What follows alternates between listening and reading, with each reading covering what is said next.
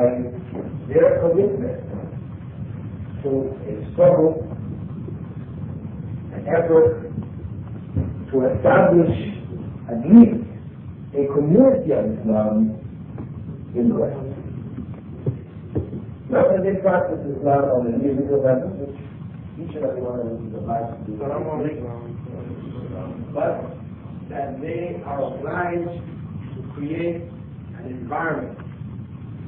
So what we are presenting here is a situation of internal hijrah. The principle of hijrah is kept alive, not that we're given up that principle, but that it be modified to be an internal hijrah.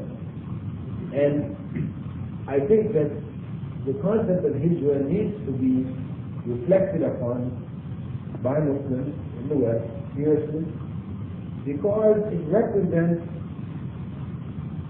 a major factor in the biography of the Prophet Muhammad.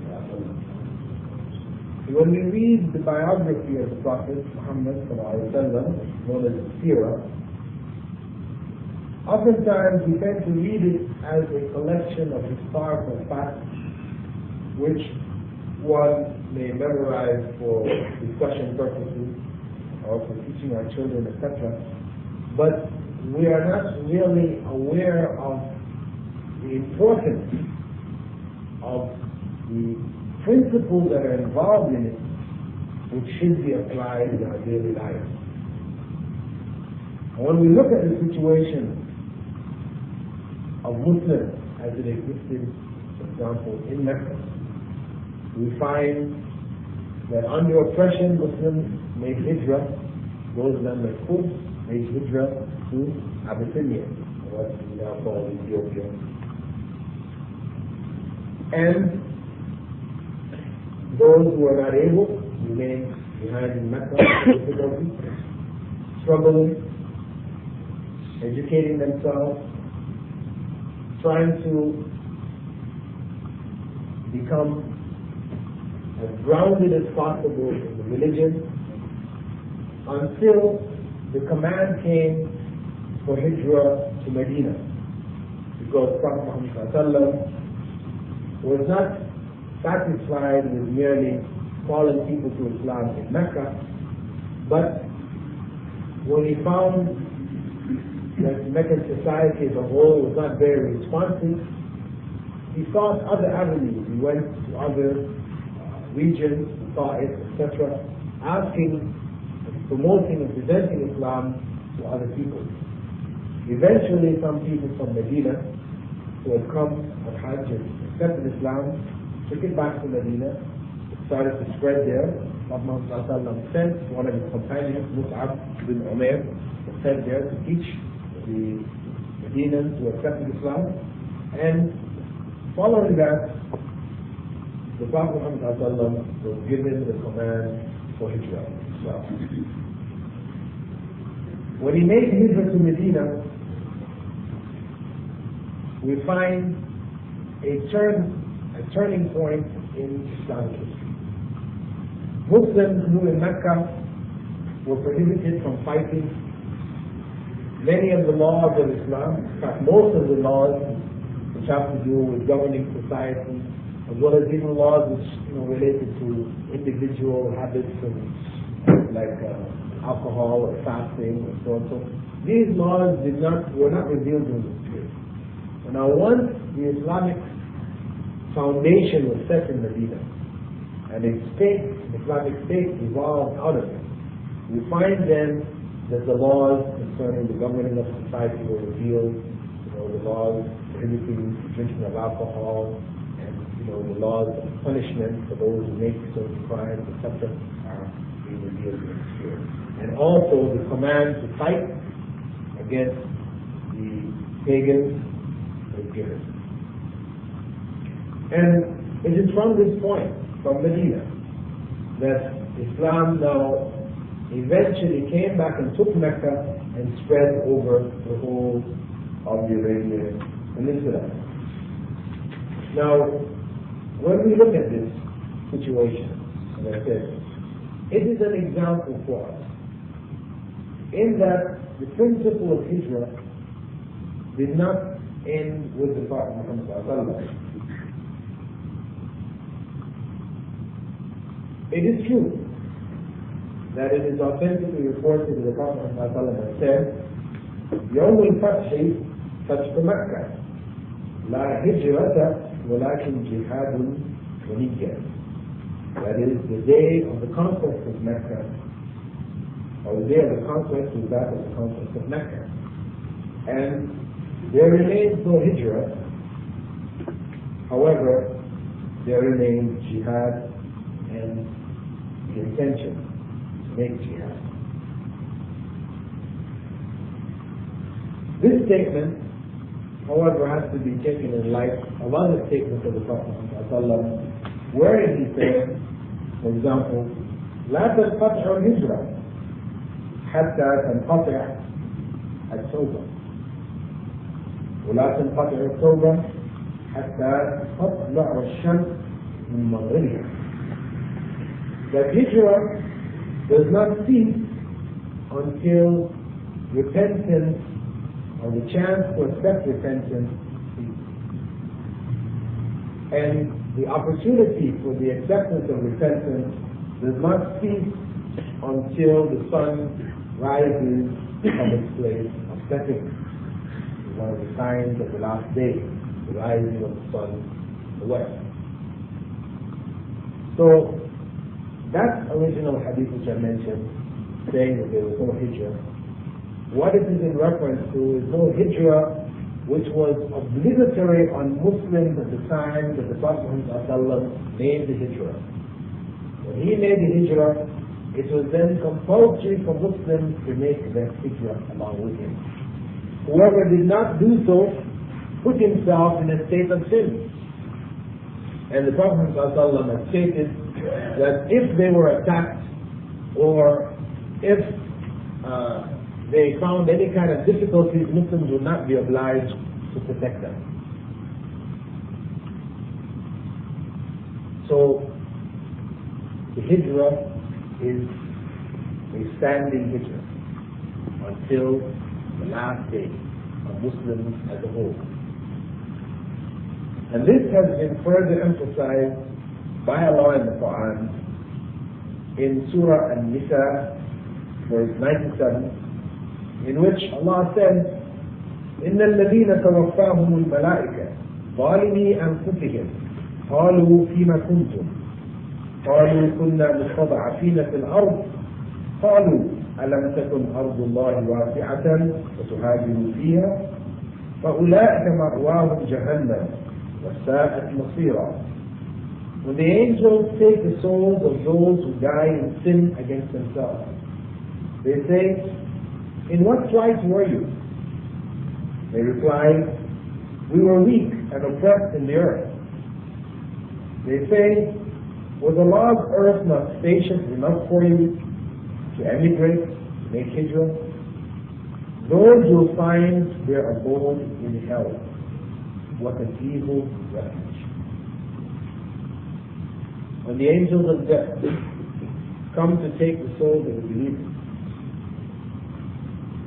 those who die in a state of self-oppression, that is, committing sins against themselves, and they do so by disobeying Allah, not fulfilling the commandments of Allah. When a person disobeys the commandments of Allah, this is looked at ultimately as a sin against himself.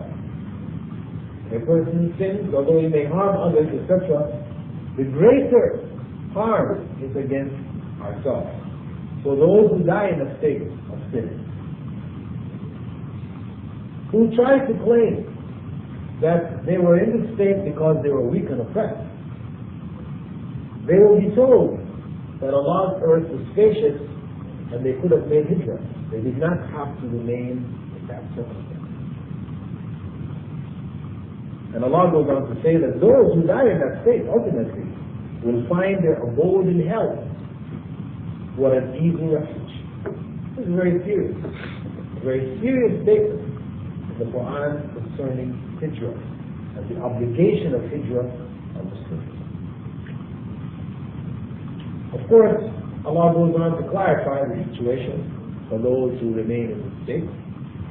saying in verse 98 and 99, except those who are really oppressed, those who are truly oppressed, men, women, and children, who have no means in their power to emigrate, nor could they find a way of escape. For them, there is hope that Allah will forgive. For Allah blots out the sins and is often forgiving. For those who had no means or opportunity, their intention was to get out if it was possible, but there was no legitimate means for them to do so. There is hope for them with Allah, because Allah is often forgiving. And Allah goes on to say that he who forsakes his home, that is, he makes hijrah in the cause of Allah, finds in the earth many refuges and abundance. Should he die during hijrah for Allah and His Messenger, his reward becomes due and sure with Allah. And Allah is all forgiving, most merciful. So, those of us who find ourselves in this situation, recognizing the pressures which are on us from the non-Islamic society, whereby we are obliged to make certain compromises in our religion, where Allah has commanded us to do certain things, we're obliged not to do those things because the society does not allow these things to be done. And for sure, there are many such things. There are many compromises that we make on a daily basis. Those of us who feel wrong about that, then we have to look for some alternative. Those who don't feel wrong about it, then there is something fundamentally wrong about their faith. Because Allah has put it in a very serious manner. That is the question of going to hell if one does not remove oneself from a state of sin against oneself. So we should, for us to be motivated to make that change, we should feel fundamentally wrong. But there's something wrong here. Repentance, tawbah, turning back to Allah, has to start from a point of sorrow, a point of regret, one feeling bad about one's situation. As a Muslim, as a serious, believing Muslim, we cannot possibly be happy to live in the circumstances that we're living. As I said, we have two options. One, making hijrah outside of the circumstance, whether it's outside the country or to another area of the country, whatever. Or staying in our given circumstance and struggling to make a change. This is the other option that is important. Staying with the intention of struggling to make a change. And even when we stay and struggle to make the change, we will be fulfilling an aspect of it.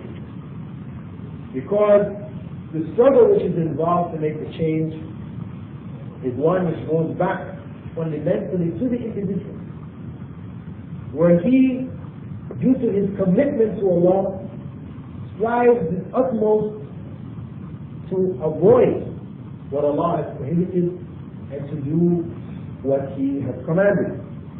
And as the Prophet ﷺ said in an authentic narration, Abu Dawood, Al-Muslim man salib al-Muslimuna min lisanihi wa yadihi.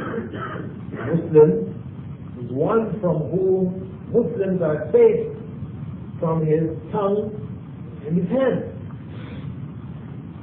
That is a true Muslim.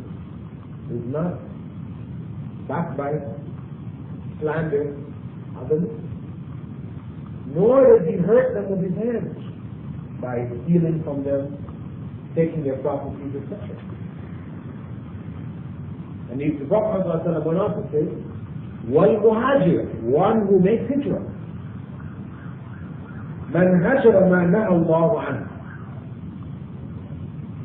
The muhajir, the one who makes hijrah, in the fullest sense, is the one who emigrates and leaves and abandons what Allah has prohibited. So there is, in remaining in our circumstance to struggle, an aspect of the hijrah which ultimately all of us have to come to.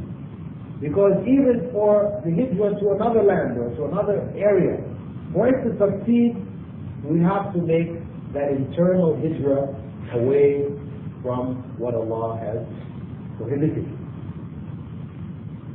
Now, looking at our situation here, wherein we decide to stay and struggle, for us to do so effectively, we have to gather ourselves in various areas of this country. If an individual lives by himself or by herself, surrounded by non-Muslims, whenever any problem arises, there is no one that we can call on to help. The community is not there to support us. See, what we have here, we have a masjid and people scattered all over. This is not really a community. We come together physically for talks, for Jumu'ah, for Salah, but then we scatter back again. We're individuals. The real community of feeling of being together, where we leave when we go back into that community, is not there. It is missing. And as such, what we find is that with each person busy with his own individual life, the kind of commitment necessary to make this masjid or any of the masjids in England a truly vibrant and living core of the Muslim community is not successful. These efforts are not successful. Because what you find is only a few people are willing to make sacrifices, and the vast majority use the masjid out of convenience. Where the masjid should be the center of the community, the hub of the community. Whereby we talk about salah. When we talk about salah, we talk about the fact how salah shows, demonstrates the brotherhood of Muslims. Whereby when we are making salah, and we don't see our brother present, he's missing one salah or two salah, then we go to his home and we check on him. What has happened, brother?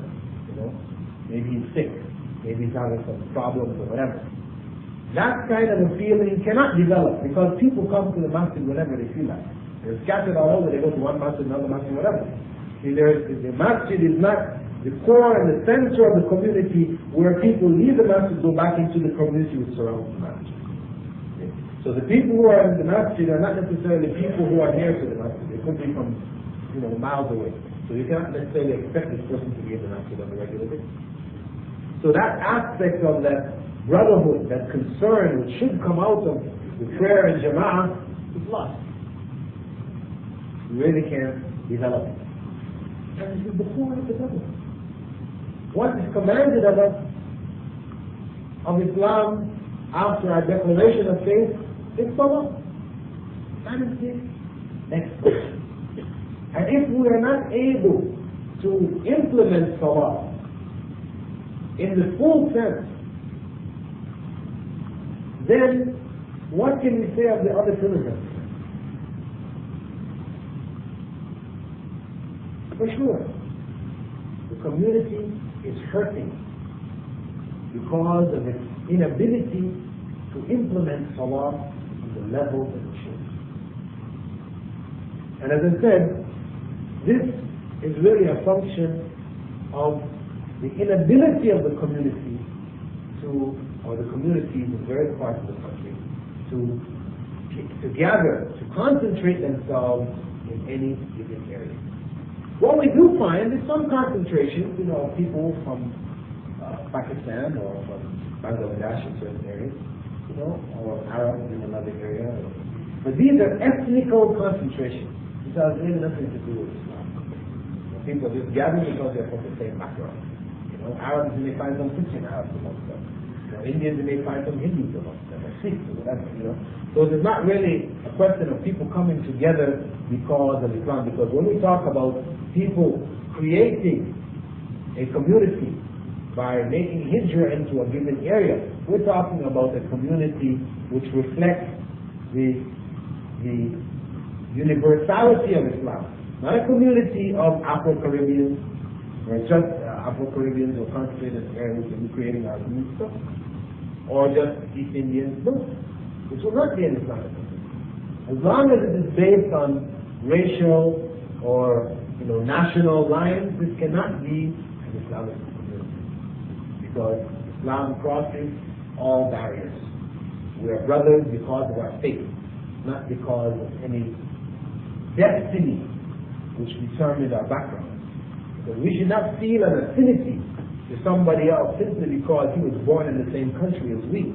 Because that is something from Allah's destiny. We have no choice about it. We didn't choose to be born in Jamaica or in Guyana or India or Algeria. This is not our choice. This is Allah's destiny. I mean, what should link us to other people is faith, because this is the foundation of Islam. And so, it is essential for Muslims in this area to choose a particular region of the city or of the country wherein they would attempt to congregate, to buy into that area, to rent in that area, and to begin to live in that area. And out of that would grow the true institutions, the real institutions that the Islamic community needs to help them to fulfill the requirements of Islam on a personal, family, and communal level. Because what we're faced with here for the development of the Muslim community is a need for education.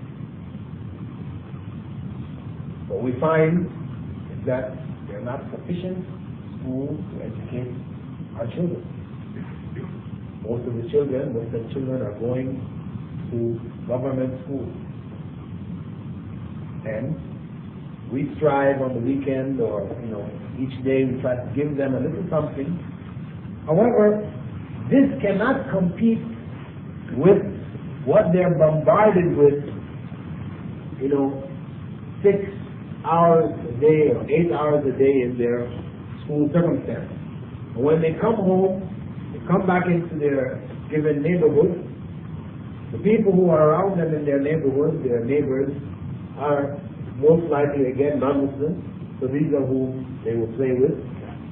So what we give them for a few hours on the weekend, or half an hour each day, it cannot hope to compete with what they are bombarded with on a daily basis in the school, in the neighborhood, and through the media when they come home, whether it's television or whatever, newspapers, magazines, comics, whatever. So the end result is that a large proportion of the next generation will leave Islam because we are incapable of handing down our attachment to Islam, our commitment to Islam to them.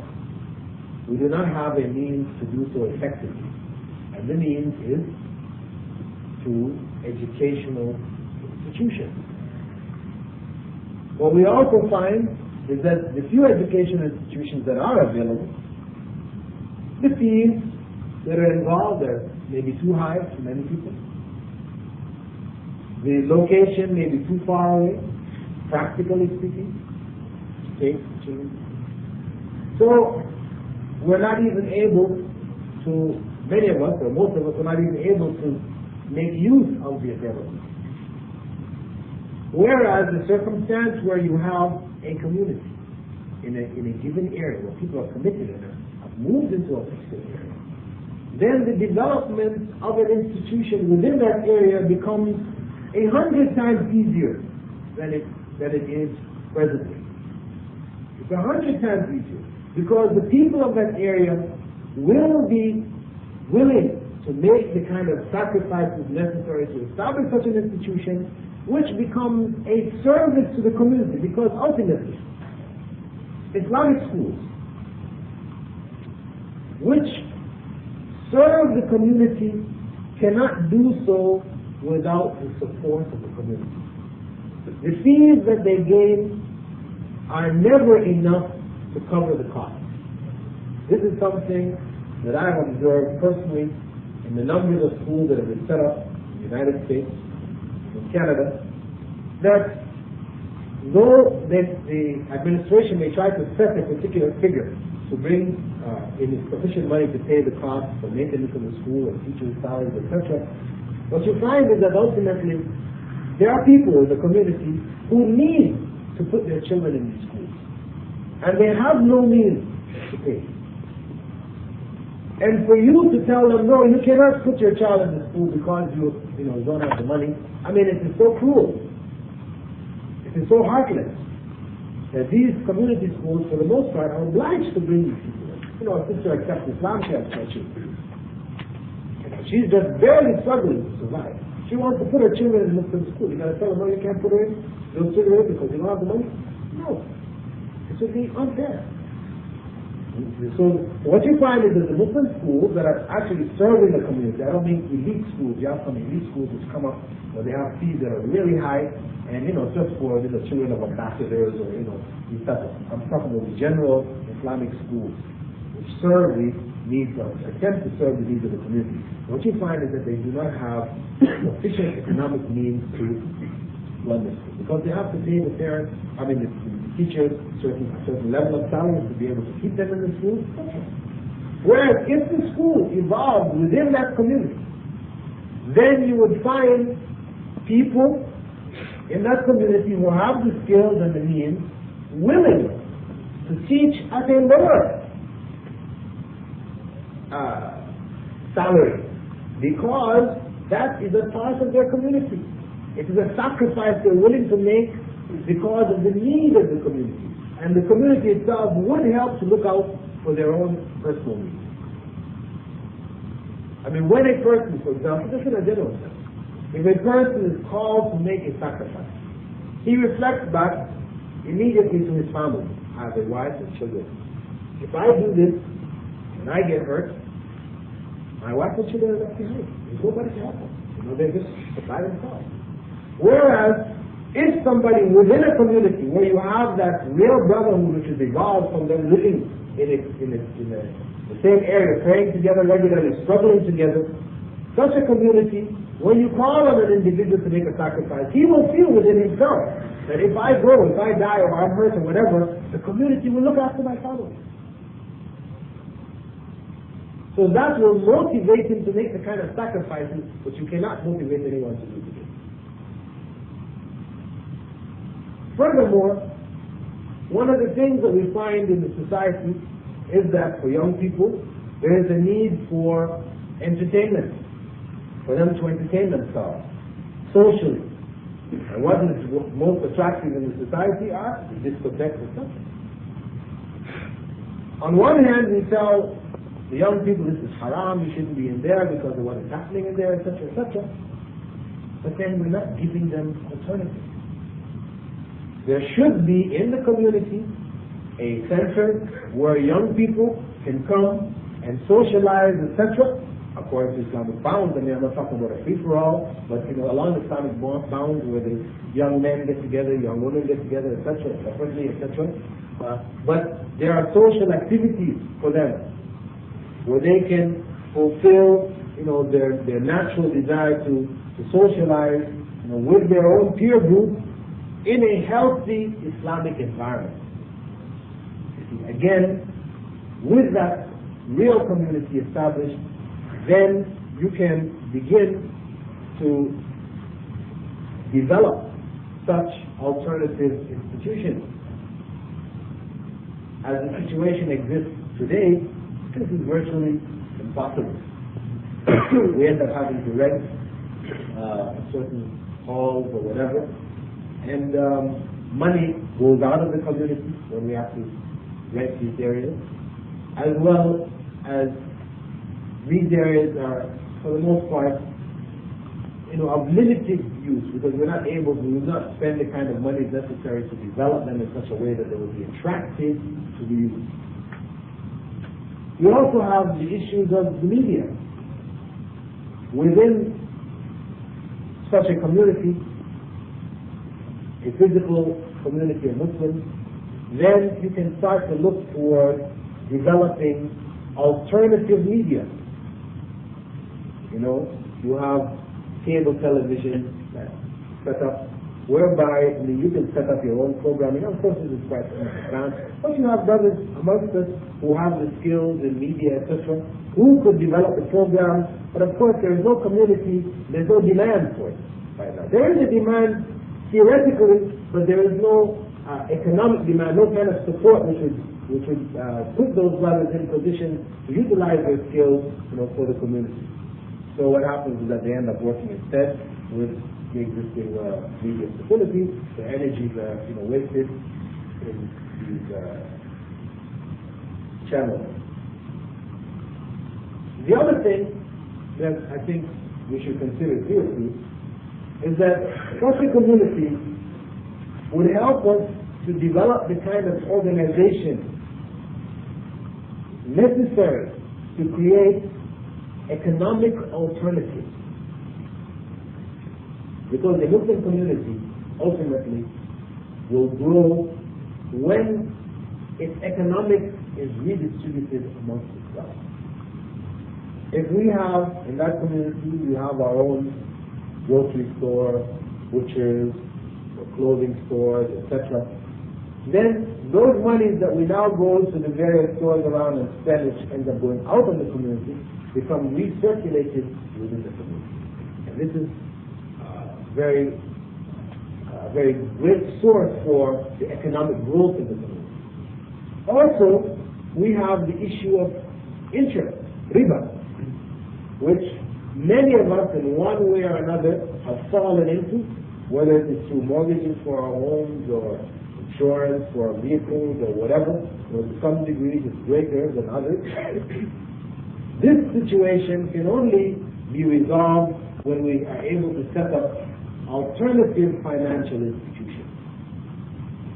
Again, such a community would provide the kind of basis from which we could set up alternative institutions and remove us from the sin, the grave sin of dealing with interest, which Allah has cursed. We also have from the community a point of da'wah which we cannot express or develop without such a community. When we talk to people about Islam and they say, well, okay, show me, where is Islam? We are hard pressed. You can't pull up one of the countries of the Middle East or the Far East or whatever and say, this is Islam. Because these societies are all kinds of things that are Islam. So we're left with Islam on a very theoretical kind of level. And only those, who are maybe more intellectual or whatever, who can grasp the potential of the theory would then become attractive. For the average person, he would like to see it in practice, a living example.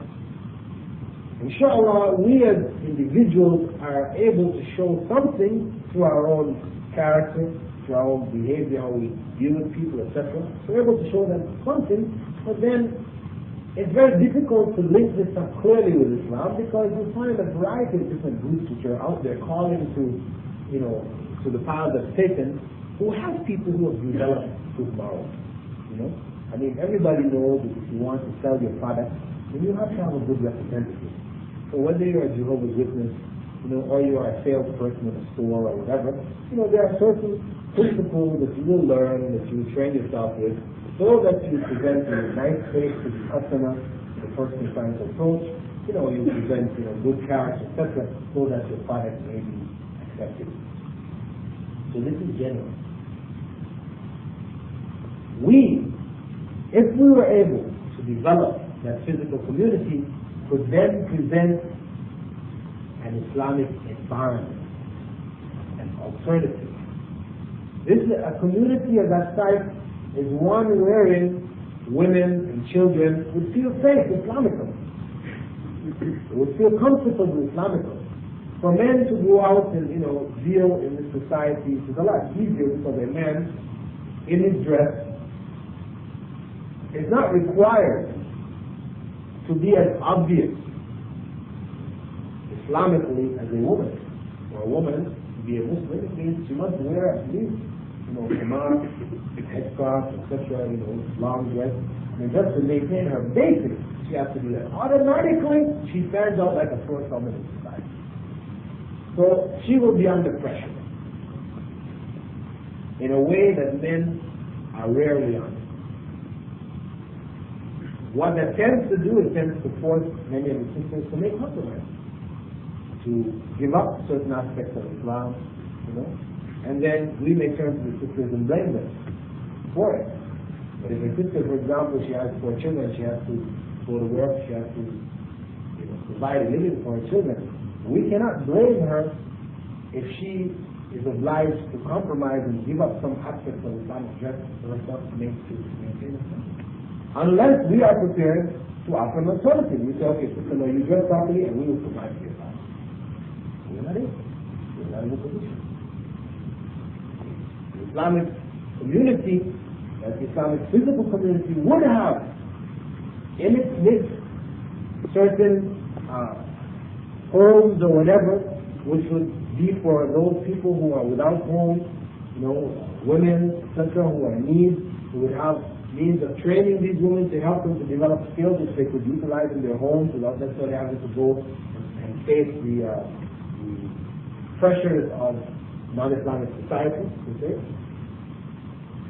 So we would then provide, as I said, a means of da'wah for a non-Muslim. He could come into the community and experience Islam on a personal level. This is something we cannot do.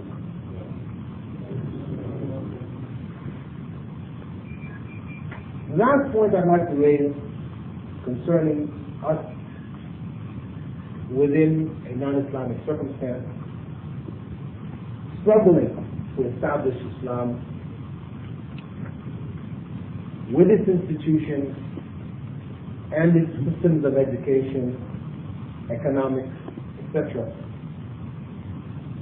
Until such time as we are able to gain control over the political, economic, and social aspects of our lives, at least on that community level, then we will be obliged to make certain compromises with the existing system.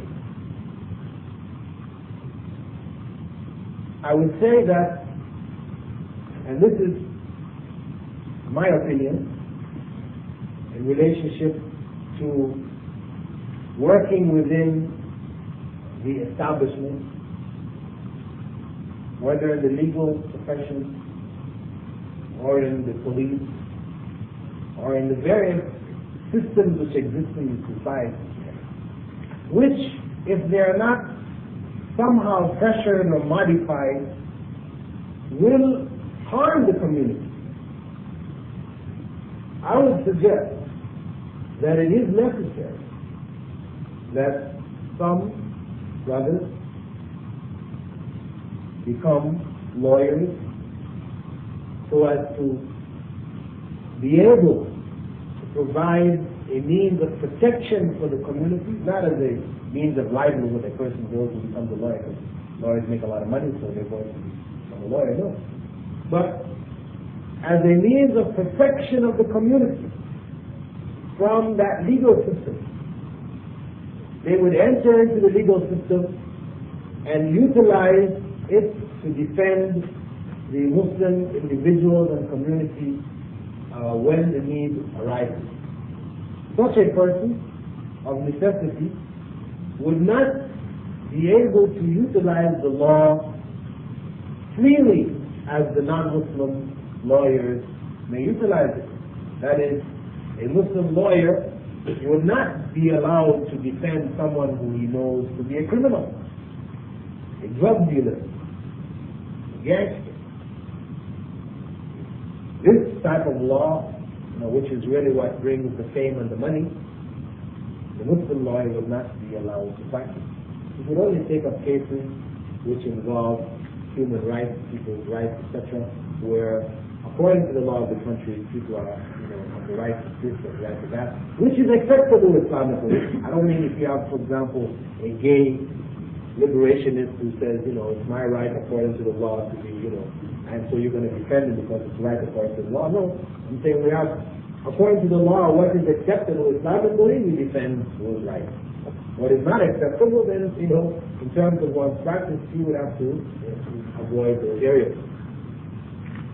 So, I would suggest, and from my own experience in the North American context, where Muslims have, in recent years, entered into these systems, we have found that it has made a difference in the way in which the outer community deals with the Muslim community.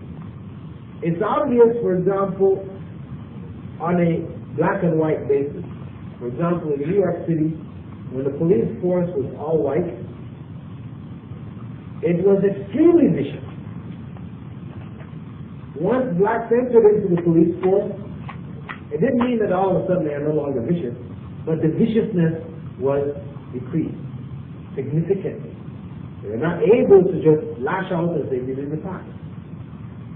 This is a fact. Similarly, what we have observed, for example, in New Jersey, in Newark, where you have there 15 Muslims who are policemen, who are known Muslims. There are others who are hiding their Islam, but they're also within the structure. But those 15 who are known Muslims, they have come to the aid of the community in so many circumstances, there's too much to enumerate. Where the law would have come down on Muslims, from a variety of different perspectives, they have been able to keep that law from harming the Muslim community. Personally, I could express that they provided for me a form of security, and this is due to the fact that a contract was put up on me by the Ansar in the United States because of a book which I wrote exposing the falsity of their beliefs. They provided, or they in Newark were able to provide for me a level of security whereby I was able to give lectures even on a large scale basis, which had in the audience a number of people from the Ansar, but because of the kind of security they were able to provide, because they were legally able to carry weapons, and the systems of metal detectors, etc., they were able to provide a level of security that otherwise would not have been there. It's not to say I would not have gone and spoken, because regardless of what may be out there, when one's time comes to die, none of us can escape it. However, the Prophet has told us to tie our camel. That is, that we utilize whatever means exist in the society to ensure whether it is one's safety or the success of one's business, etc. And then we put our trust in Allah. We don't just jump off a cliff and expect Allah to save us. So, as I said, from my own experience there, and that experience of many in America, we have seen that Muslims entering into the various institutions of the society have been able to benefit the Muslim community on a level which would not have been possible otherwise. So it is something I feel that those of us, as part of the strategy for dealing in this Western circumstance, in Islamic circumstance, for Muslims here, they need to look at this realistically. Because I've heard a number of brothers who have felt a concern and desire to go into law, etc. Have been told by other brothers, this is haram, you cannot do so, etc., etc. When in fact, It is not clearly a haram situation. It is true, a person going into the legal system may have to make some compromise. You know, he may have to stand when the judge comes in or bow and these type of things. Normally we understand Islamically, it's not allowed. However, when we look at the harm, we have a lesser harm and a greater harm. Muslims under pressure, under oppression, are allowed to take the lesser of two evils to prevent the greater. And where there are institutions which have policies, etc., which are for the benefit of the society to certain degrees, Muslims are allowed to take part in that, because we know Prophet ﷺ has said concerning a gathering which took place in Mecca prior to his prophethood, known as Hilf al-Qudul, in which the leaders of Quraysh had gotten together and proposed that they would have this committee which would look after the orphans, the needy, you know, the people who are in need in the society. Confession. Right now, we know in Islam, we tell our women that they must cover themselves, everything except for their face and hands, or, you know, they may also wear the veil. They choose to do so. Some people hold that it's also obligatory. But we're telling our women that they must cover themselves. But if they have to go for a checkup, or they have to go for delivery of a baby, you know, or for an operation, then we're not telling them, now you should go to the hospital and pick up your clothes and allow this man to observe you. This is it. This is halal. But this is what they do. Unless we encourage some of the sisters in the community to take up the skills of gynecology, etc., so that we can have in our community a clinic where our women can go to and not have to expose themselves to males, then we as a community carry the sin that every woman falls into when she has to expose herself in the hospitals, etc. We are in this because it is a community duty to establish alternatives. If some amongst us get us to do it, then the sin falls from the rest of us. But if none gets us to do it, then we all carry a share in that. So this is just another area, which is, I think, very down to earth and very obvious to most of us.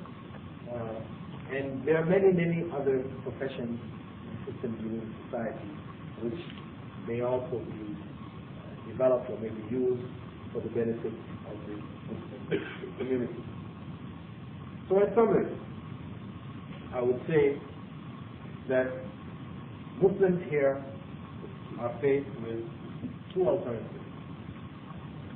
Either hijrah or staying and struggling.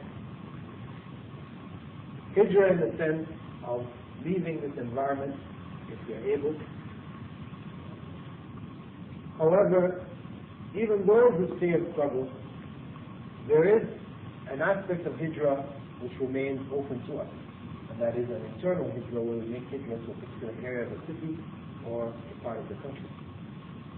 And that we need to look into these possibilities very seriously so as to provide a foundation for the development of the Islamic community whereby we may apply our Islam on a larger scale, on a fuller scale. And we should make this effort believing that if Allah wills, this country could become an Islamic country. And we shouldn't think and look at the people around us because they're, you know, the colonizers or, you know, they're people of these backgrounds or whatever. It's not like they'll never accept Islam or we could never establish Islam here. So our minds are always in terms of getting out of here somehow. No. If we're going to be here, then we should struggle believing that it is possible that we could establish Islam. Whether Islam is established or not, Allah is not going to ask us ultimately why we didn't establish it. He will ask us why we didn't strive. We were here, why we didn't make it. So we ultimately have a niyyah, which is required of us to make jihad on this level of establishing Islam within the society here. And as I said, it is only through the establishment of Islam on this community level where we make some hijrah to some aspect of some part of the society. It is only through doing so that we will be able to successfully establish the kind of institutions, whether educational, economic, or social, which will provide alternatives for us in terms, and our children, our families, whereby they may live more fully Islamic lives, and whereby we may convey Islam to the next generation that is coming up. And I mentioned furthermore that the establishment of such communities would provide an example in the field of da'wah, which we are at a loss without such communities providing. And ultimately, that road to the establishment of the community will require us, until such time that we establish our own community, to enter into the various political, social, etc. institutions which have some means of benefiting the community, which, if they are not manipulated or utilized, will harm the community. We are obliged, I feel, that we are obliged in some way, shape, or form to enter into these institutions and use them for our benefit, for the benefit of the community as a whole, with the intention not of becoming tools for this system, this establishment, but of preventing these tools from harming us in the way that they are presently harming us and will continue to harm us until we establish alternatives. I will stop here now and give you now an opportunity to respond to what I proposed. And as our brother said,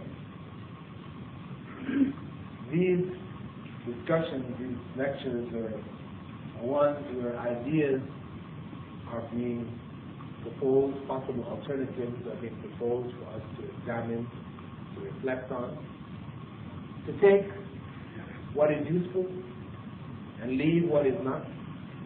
It's not a situation where we're here to argue out, my opinion and your opinion, to prove you wrong or to prove me wrong. But it is supposed to be a means of exchange, passing on information, and we should discuss the information with the spirit of it.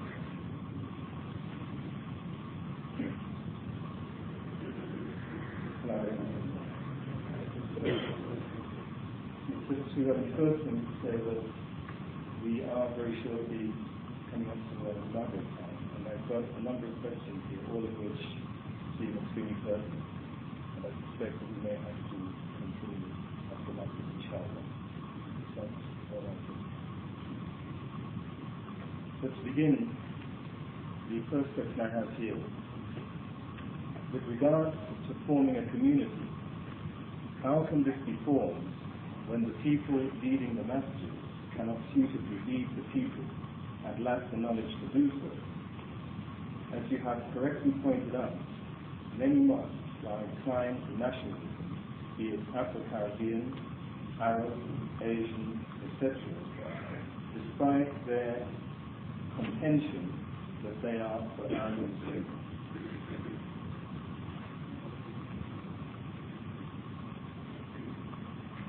My opinion is that leadership is as strong as the community allows it to be or directs it to be. If the type of leadership that we have is not suitable, if the people, the mass of the people, are aware of what their priorities should be and insist or strive to establish it, then the leadership will either conform or be removed. But the idea has to take root. You know, as I said, I'm proposing an idea which quite possibly has been proposed, you know, in a number of different other ways by others. We need first to be committed to the idea, to recognize the need for the idea. If, as a mass of people, will recognize that, then we can start to set up committees or conferences or whatever, which would then be dedicated to developing, we're talking about working conferences, not conferences of more and more talk, but, you know, conferences, working committees, where we then start to look into the ways and means of implementing these ideas. And this naturally should draw from a cross-section of the community, because you will find people in all of the various masjids all over the country, you know, who may hold the same idea. So people should be called on the basis of this idea. Once the idea has taken root in the society or amongst a large enough representation of the community, those committed to the idea would then start to set about establishing the necessary steps. This may take place within an existing structure, because not all communities are on the same level.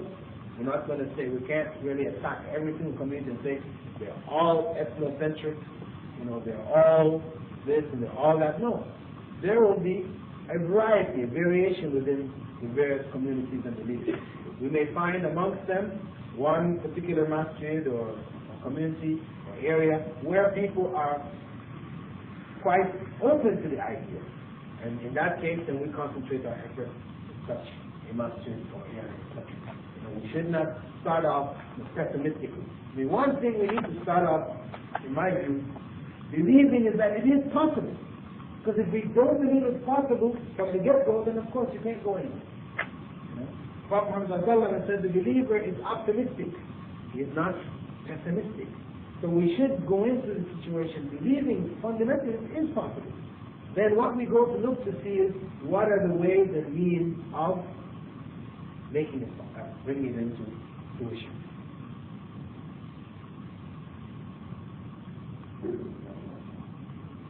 The next question is, some people have the understanding that because we are in Darul Harb or Darul Kufr, that major sins like riba and fornication are allowed. Where does this come from?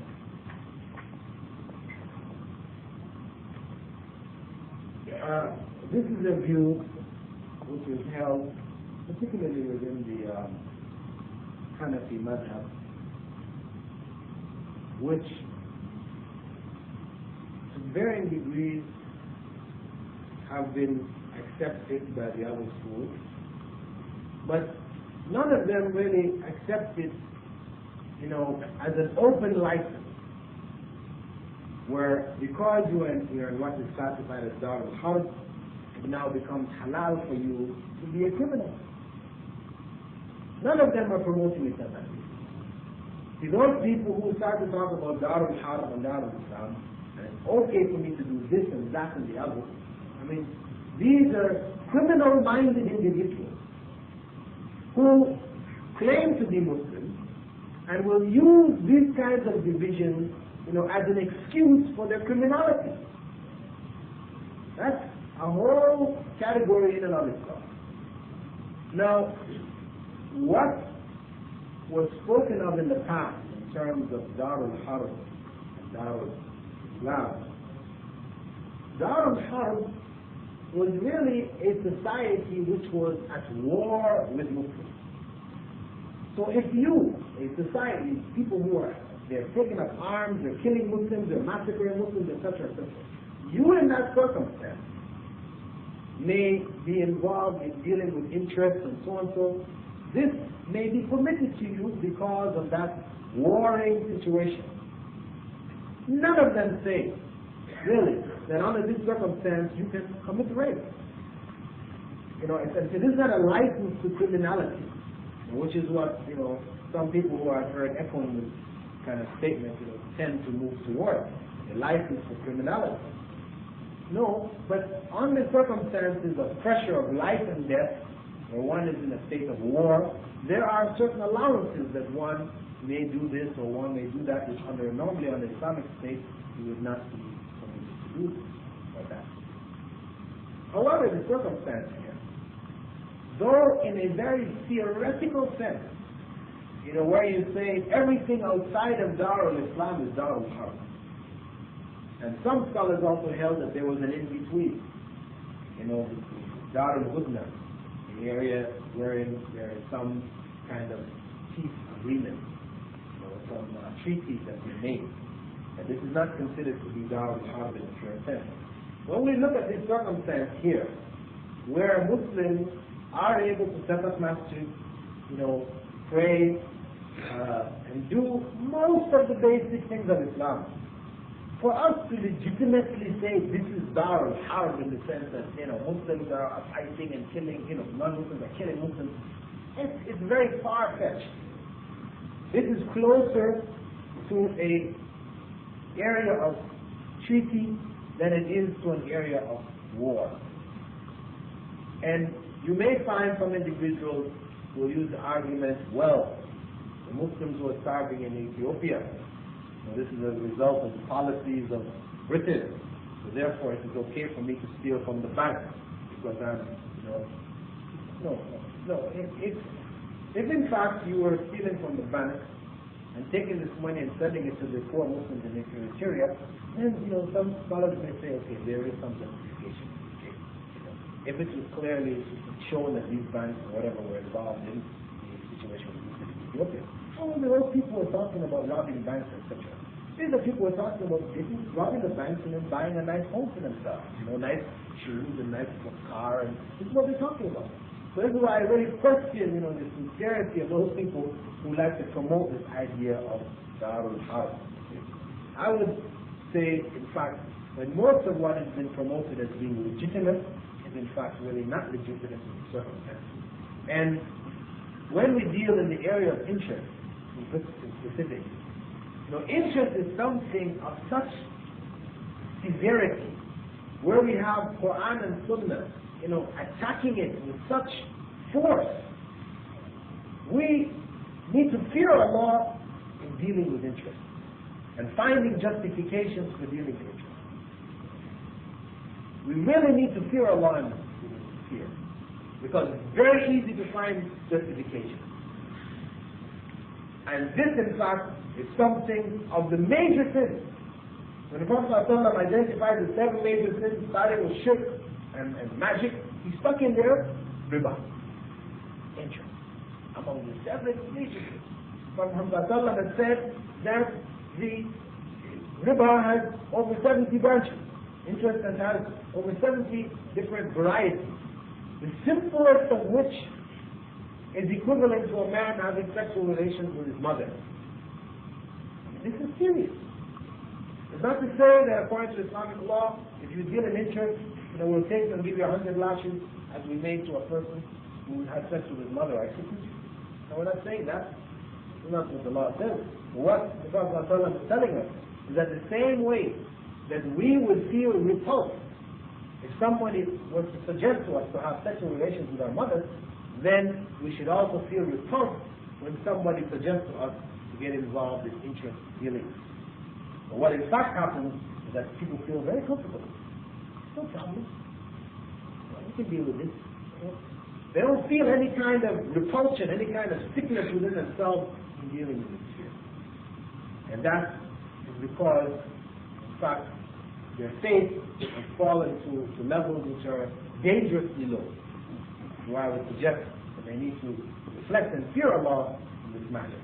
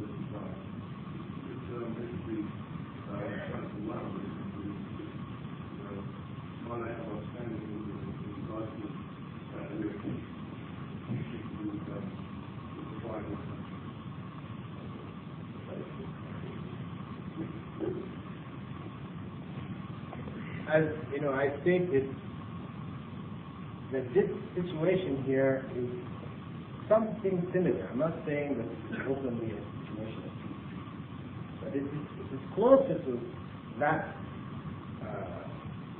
state than it is to a state of warfare, in my view. In the issue concerning the abrogation of these treaties, this is one, of contention amongst scholars themselves. It's not something unanimously agreed upon. It is not allowable for Muslims to make these treaties Islamic. Because the practice of the Prophet Muhammad all the way to prior to his death involved making certain treaties with non-Muslim forces. The very last battle that they were involved in, Hunayn, among the Muslim forces that went to do battle were non-Muslim forces. There were treaty arrangements with them. And this is right up until shortly before the death of the Prophet. So his practice, all the way along, also points something to us, or explains something to us, this matter. And as such, some body of scholars also do not hold that peace treaties as a whole have been abrogated. But that what Ibn Abbas may have been referring to was peace treaties of a particular kind. Then they go into the details, reasoning of what type is allowable and what type is not allowable. So, it is a question of, if you are convinced that there is no such thing as a peace treaty and you're in a state of harm, then you're going to make your judgment on the basis of that. Or if you're in a situation where you look at the situation here, and it's not clearly a situation of harm here, though you may not necessarily look at this as being a state of peace treaty, but it's not clearly a situation of harm, then you work, Islamically in accordance to your view. One thing I would say is that one of the problems which faces us is that there exist different views, and if we are not able to allow people to have different views, then we split our ranks to the degree that we're not able to work together to do something for Islam. So while, for example, I may not agree with you that peace treaties are totally abrogated, we still have a circumstance that we're living under here, and we have certain obligations here that we need to deal with. So I would agree with you to differ on this particular level, which does not affect something which is fundamental to Islam, like our belief in Allah, our belief in the prophets, and Salah, and the fundamental things. And we work on the basis of what is fundamental to us and what is agreed upon. And in that way, we can make some change and have some impact on society. So yourself, ultimately, when you reach the point where hijrah is possible for you, And at that point, you're gone. And I accept it. You have the right to leave. But as far as you're concerned, it's down hard, you need to get to our Islam if you ever find it anywhere. But whatever, you try to get there. You have the right. So, again, I just want to emphasize the importance that, there are a number of different views out there. We need to be flexible in dealing with the different views and concentrating on the fundamental issues wherein we can cooperate and do something for Islam here in our circumstances now. I guess just now that we break for tonight's novel, and inshallah we'll be able to proceed straight after that. Still about the questions, inshallah.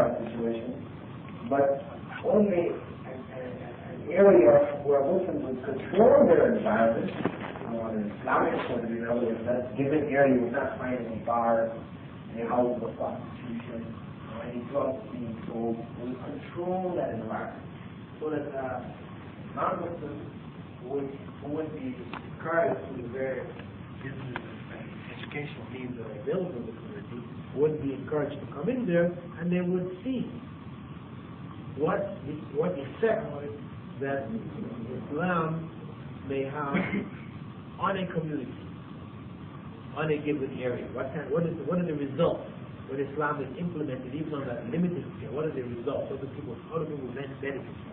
It will become a living example.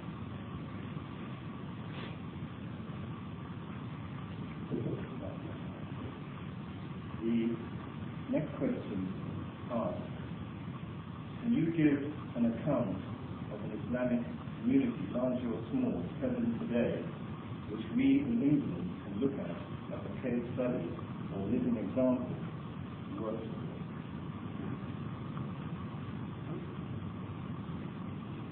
At present, the only community that I've seen on the basis of a particular ideology who have done this,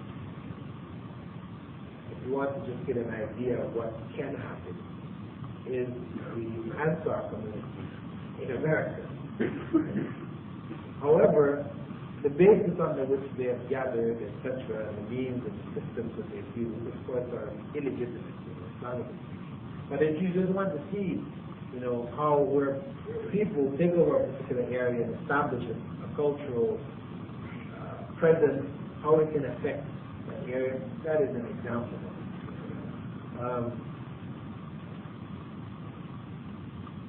You will see, I know in America, I don't know if they have here in England or not, but in almost every major city in America you have what is known as Chinatown. Right? And in Chinatown you will see how an environment can be controlled. But of course, again, this is on an ethnic basis. These are not on an Islamic basis. This situation, as I'm proposing, on a truly Islamic basis, has not been successfully implemented. There has not been, I feel, people sufficiently motivated to make the necessary sacrifice to bring such a model about. There have been attempts in different parts of the state, but either they were sort of unrealistic. You had one attempt that was made in Albuquerque, Mexico. A community bought a large area of land, large areas of land there, and we call it area Dar Islam. People migrated across the country there. But the leadership and the goals were not clearly defined, and the individuals involved were more attempting to relive a hippie experience where the people who are in the leadership or people who come out of the hippie movement accepted Islam, who had established communes, etc. in America. They were trying to relive this kind of experience on an Islamic, somewhat Islamic basis. And the ideology of those people involved, were questionable. The community still stands. They did expand and build to a certain point, but then it sort of fell down because, as I said, the goals, many of the goals were unrealistic. Money was spent into the development of projects which were not realistic, like the community was into this, what they call Adobe architecture, and the idea of building houses and institutions out of mud. Like this is a technique which is used by the Indians in that area, in Mexico, and also used in Egypt, particularly advanced by a particular architect by the name of Hassan Fatih. He is one of the leading experts in Adobe architecture. So he was brought down there and, they built Adobe masjid, a modern masjid, but we were using Adobe mud architecture. It is now a landmark in America. When you go to America, and you see the very tourist places, it's one of the tourist places you go and visit. But, when you end up spending $2 million or, $3 million to build a masjid out of mud, I mean, realistically speaking, that kind of money, you could have built, a more lasting structure, which may not be as aesthetically pleasing, but more practical and more lasting. And the other money could be used for, other infrastructure, which was sort of greatly needed. So due to this mismanagement of funds based on unrealistic goals, the project, has somewhat come to a halt. There is also in the States, former followers of Elijah Muhammad under the leadership of Water Supreme.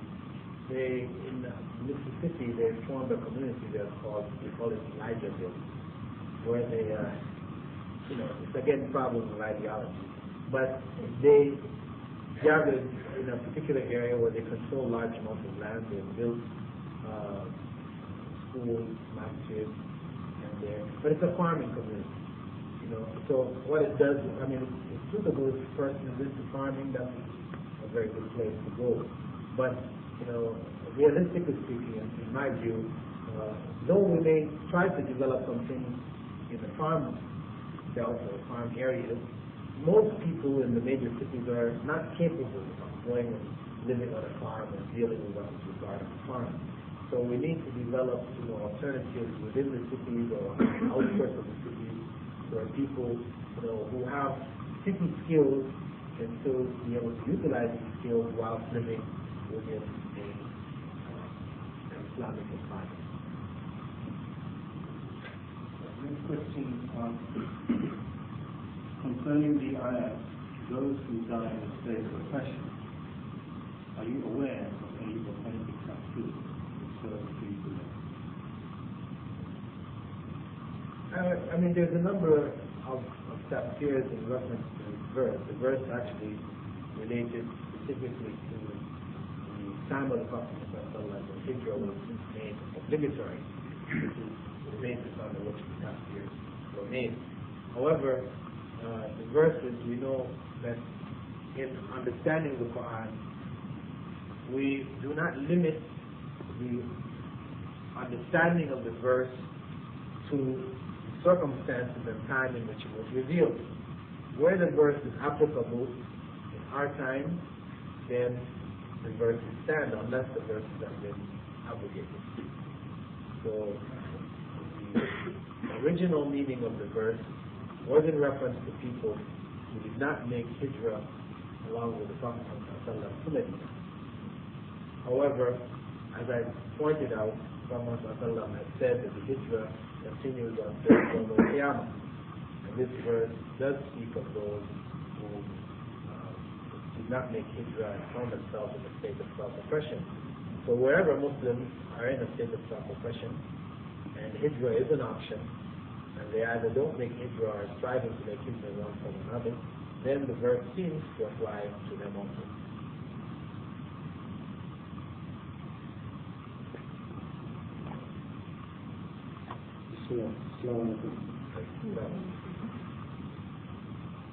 Just some points that you made earlier on concerning party prayer about dawah, medical profession, education, financial, business, political, about trouble providing to polling process, defense, giving charity to the poor, etc., helping the needy and feeding the needy, visiting the sick.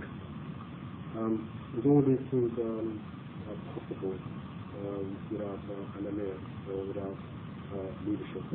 But what we find today, we find many groups of Muslims who take on one or more in practice and try to establish them without such central leadership. Is it possible, in your opinion? If it is, how? Well, the issues of Amir, we know Prophet ﷺ had enjoined on us whenever we reach a certain number or beyond 3, etc., that we should have an Amir. One person should be appointed, as Amir for decision-making purposes. And any project of this nature, whether it is through a community or it is across the lines of community, there would have to, of necessity, be some form of leadership which would involve and guide the effort. The leader, usually, according to Islamic nomenclature, designated as the Amir. However, the danger comes with the issue of Amir, and I say fundamentally we're required to do so. The danger comes when people misinterpret what are the functions of this Amir. When the Amir now becomes Amir al-Mu'mineen, he is given the status of the leader of the believers, and people are required to make bay'ah to him. Now we have another situation altogether, which in my view is a very dangerous situation. Because once a person claims that for himself, we also have the other hadith of Prophet ﷺ, which states that when there is a Amir, to whom bay'ah has been given, and another person calls to be an Amir, we should kill him. We have a serious situation. Because this is like opening the door, of license for Muslims to kill other Muslims. Ultimately, I'm not saying that the person who may actually be doing this and making bay'ah to himself is telling us to do this right now. But I'm just saying that potential is there. When you have a statement like that from the Prophet ﷺ, it seems to apply in that circumstance. When you assign this status to a given individual, then you potentially have this situation evolving out of it. So I would say that the function of an Amir is really more of a coordinating function. Not one that you are giving bay'ah to, you're pledging your life, allegiance. This man has got absolute right to make decisions, overriding the decisions of your shura and everything. Because that's what you're talking about. You're talking about Amir al-Mu'mineen. You're talking about one who, when everybody may agree on something, the whole shura, the whole council that he has with him, agrees on a particular point, he says, no, we're going to do it this way. He has that final say in that fashion. I say this is very dangerous. Because in many of the cases, if not most of the cases, those people who are in positions of being Amir, etc., do not have sufficient background in Islamic knowledge, etc., to make those kind of decisions. Very dangerous situation. And I would suggest instead that the Amir, a person who will lead such an effort, would be one who is functioning more as a coordinator, one who would abide by the decisions of the shura as a whole. He would, be a figure who would speak on behalf of the shura, the consultative group that he has with him, which he consults and depends on for information, etc., etc. So that kind of Amir, I would say, would be necessary. It would be necessary for any project that we may attempt to establish.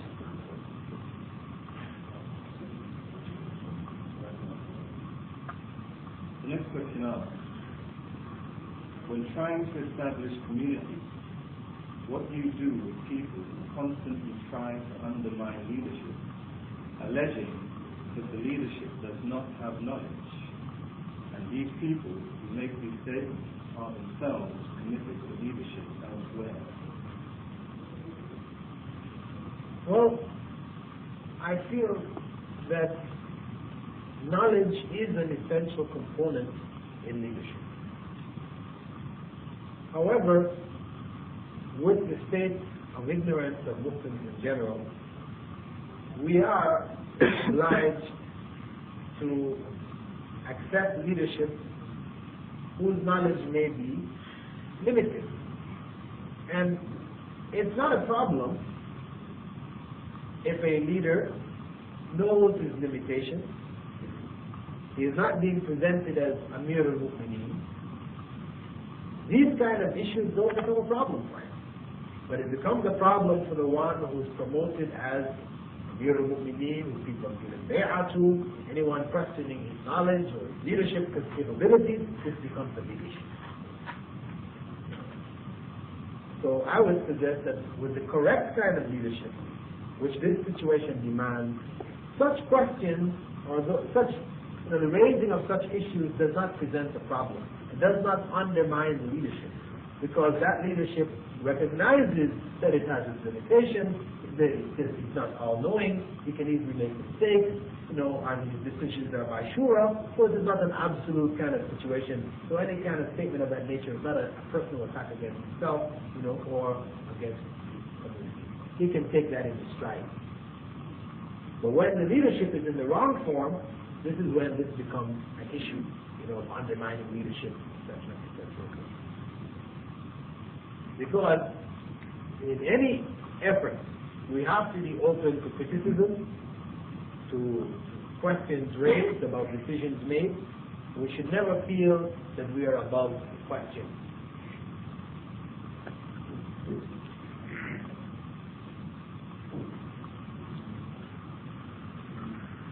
In light of the situation here, people trying to choose all of the comments that people back the background, capabilities, different understanding. In your experience, what is the best system of formulating an actual system which will be beneficial to all individuals who are involved within that community? In the sense that sometimes people think that they have some capability to do something, but they are not going to utilize it. And in other cases, we have people who say, well, I think I can use what they're doing. Now, according to my knowledge or experience that you have, which is the best way that you're seeing for people to be better and in developing abilities to actually develop within the actual collective community going forward? That's what I'm trying to say. Yeah. I would just say that, the point, what seems to be the main point of what you're saying, is that really it's more of a statement really than a question. That for any of these kind of efforts to be successful, we will have to be able to utilize the resources that are available to the community. And this utilization has to be on the basis of people's capabilities. It should not be on the basis of friendships, where a person is put into this position because he's my friend, he's my buddy, he's one of the brothers. No, but the person who is put in a position to do a particular job, it should be because he's the one who's best skilled at that job. We have to give priority to people's skills. After Iman, of course, we talk, we have to do a foundation. But after our foundations of faith, and we're dealing with people to be put in various positions, it has to be according to their factual, what their capabilities are in fact, to prevent the community or the effort from becoming, a clique or gang type effort. Just say something about that. the reason I asked that question is because actually the reason of history of when distinction really became amongst the Muslims is when we really look at the standards of Islam within the belief of the Muslims. And Muslims start to level accusations of favoritism, etc., etc., etc.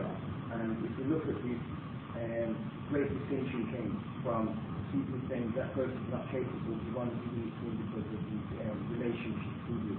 So this is what I draw upon. All I'm showing us that, look, this is what you have when these kind of things start to take place, where people put in this position on the basis of who's my body, who's my cousin, who's my relative, rather than a person being put forward for his belief and for his capability to execute judgment. I'm in perfect agreement with you. However, I would just like to add that many of the accusations which were raised against the Khalifa Uthman were in fact not correct. Though we'll find in many of the history books that are around now, where the blame seems to be laid on Uthman, when you actually get back into the authentic narrations and traditions which were available from that period of time, you find in fact that much of it was false accusations. Uthman, was a person who, though there's a tendency to portray him as being, weak, soft and so forth, he was a person who, during his rule, Islam spread, on a major scale, which involved making very decisive and precise decisions in his time.